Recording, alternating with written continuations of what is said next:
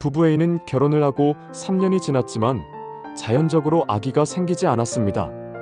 이에 A는 대리모를 통해 아기를 가지기로 마음먹고 미국으로 건너가 대리모를 구하고 엄마의 난자와 아빠의 정자로 수정한 배아를 대리모의 자궁에 착상시켰습니다. 그리고 미국의 한 병원에서 아이를 낳았습니다. 이 병원에서 발행한 출생증명서에는 대리모가 태어난 아기의 엄마로 기재되었습니다. 이후 A는 태어난 아기와 함께 한국으로 와서 구청에 출생신고를 하였는데 출생신고서에는 남편을 아이의 아버지로 아내를 엄마로 기재하였습니다. 하지만 구청 공무원 B는 A가 제출한 출생증명서에 기재된 엄마의 인적사항이 아내의 인적사항과 일치하지 않는다는 것을 발견하였습니다. 구청 공무원 B는 아기를 A의 아기로 인정하고 등록해 주어야 할까요? 최근 우리나라에서 출산율이 지속해서 줄어들고 있지만 아이를 가지고 싶어 하는 사람들도 있습니다. 하지만 여러 가지 이유로 아이를 가질 수 없는 사람들이 존재하는 것이 사실입니다. 최근 보조생식술의 발전은 자연적인 방법으로 임신과 출산을 할 수 없는 사람들도 아이를 가질 수 있게 되었습니다. 보조생식술에는 여러 방법이 있는데 이 중에서 대리모를 통한 아이 출산은 여러 윤리적 및 법적인 문제를 일으킴에도 불구하고 세계적으로 일치된 기준을 가지고 있지 않아 많은 문제가 발생하고 있습니다. 예를 들어 대리모 계약이 불법인 나라에 살고 있는 부부가 대리모 계약이 합법인 나라로 가서 아이를 얻는 경우도 있습니다.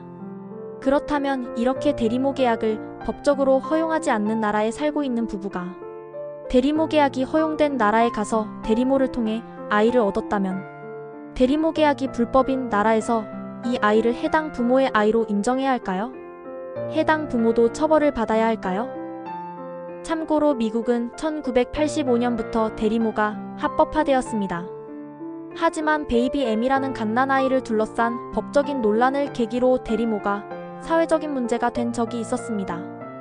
이 사건은 뉴저지에 사는 부부 A가 대리모 B와 계약을 맺었는데 대리모 B는 아이를 출산하고서는 계약대로 부부 A에게 아이를 돌려주는 대신 자신이 키우겠다고 주장하면서 문제가 발생하였습니다. 결국 뉴저지 대법원은 대리모 계약이 공공정책에 어긋난다는 이유로 대리모 계약을 무효로 판결하고 B를 아이 엄마로 인정하였습니다.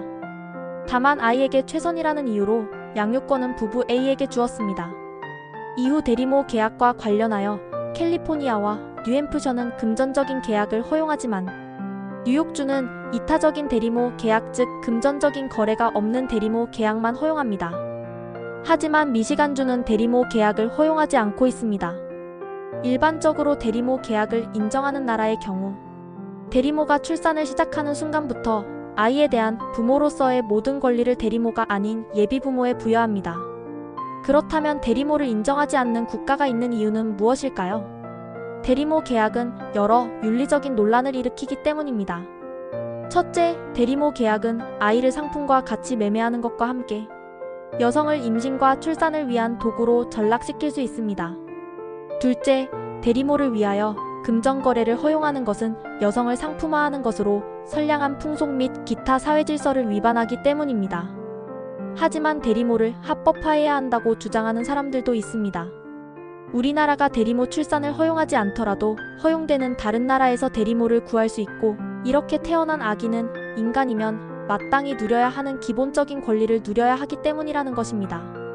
또한 대리모의 아이에 대한 양육의사 및 양육능력을 충분히 검토하지 않고 무조건 금지하는 것은 문제가 있다는 것입니다. 참고로 미국 연방대법원의 경우 대리모에 대한 합의와 관련하여 사기, 강박, 궁박한 사정 등의 하자가 있다면 이는 대리모의 인간의 존엄성이 침해될 수 있어 허용되지 않지만 그렇지 않다면 의뢰인들의 부모의 지위를 인정하고 있습니다. 이와 함께 고민해야 할 것이 누가 아이의 엄마인지입니다. 전통적인 대리모란 예비 아빠의 정자와 대리모의 난자를 이용해서 인공으로 임신하는 것을 말합니다. 하지만 최근에는 보조생식술이 발달하면서 예비 아빠의 정자와 엄마의 난자를 이용하여 수정된 배아를 대리모의 자궁에 착상시키는 방법도 가능합니다.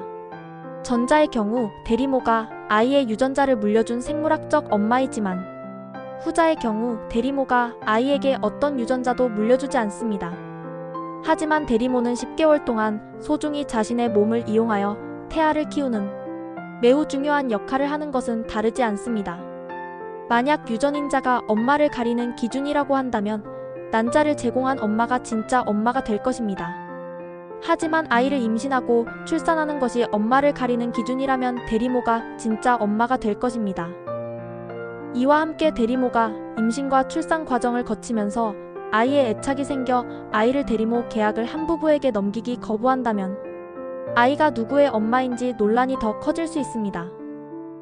앞서 말씀드린 사례에 대하여 우리나라 법원은 부모를 결정하는 기준은 현재대로 유지하여야 하고 출생신고서에서 엄마의 정보와 출생증명서에서 엄마의 정보가 일치하지 않는 경우는 출생신고가 수리되어서는 안 되며 대리모 계약은 선량한 풍속 기타 사회질서에 위반되는 것이라는 이유로 부모의 출생신고에 대하여 기각하는 결정을 하였습니다. 그렇다면 대리모 계약을 통해 아기를 얻은 부부는 법적인 처벌을 받을까요? 그리고 대리모 역시 처벌을 받을까요? 현재 우리나라 법에 따르면 대리모 시술을 매개하거나 실행하는 사람은 형사처벌을 받을 수 있습니다. 하지만 대리모 출산을 의뢰한 부부나 대리모를 직접적으로 처벌하는 규정은 존재하지 않습니다. 더불어 대리모 출산 여행을 막을 근거도 없습니다. 그렇다면 부부 A가 대리모로부터 낳은 아이를 법적으로 자신의 자식으로 만들 수 있는 방법은 없을까요? 가능하다면 어떠한 절차를 거쳐야 할까요? 변호사들은 대리모 출산은 인정되지 않지만 대리모로 출산한 아이를 자신의 아이로 등록하는 것은 가능하다고 합니다. 다만 이를 위해서는 약간의 법적인 절차가 필요합니다. 태어난 아이를 우선 대리모의 아이로 출생신고를 하고 이후 친양자 입양이라는 절차를 걸쳐야 한다고 합니다. 대리모를 허용해야 할까요? 법원의 판단에 대하여 어떻게 생각하시나요? 당신의 생각이나 의견을 댓글로 남겨주세요.